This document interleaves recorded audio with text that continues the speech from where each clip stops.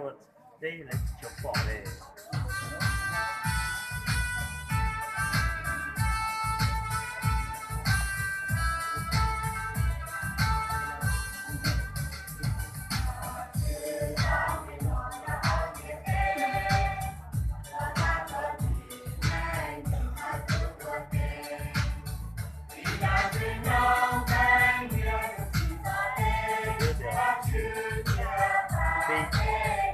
พี่ยกกดเขาบอกว่า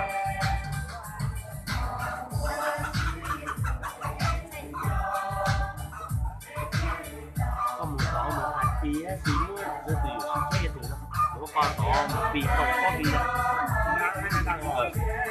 ได้แล้วว่า也摸着有些确定的，告，告呢？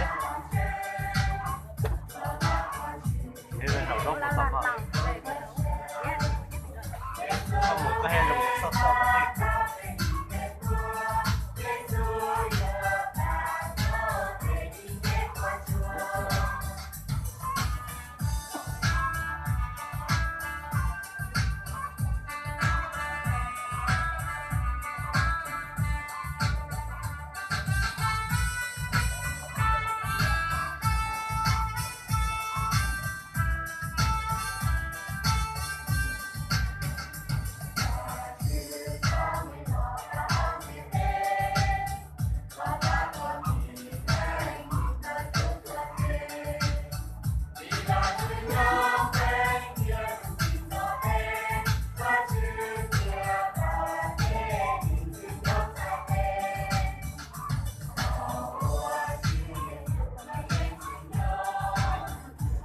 ก็มันด่าเราเข้าใจนะปีนี้เราเข้าใจนะ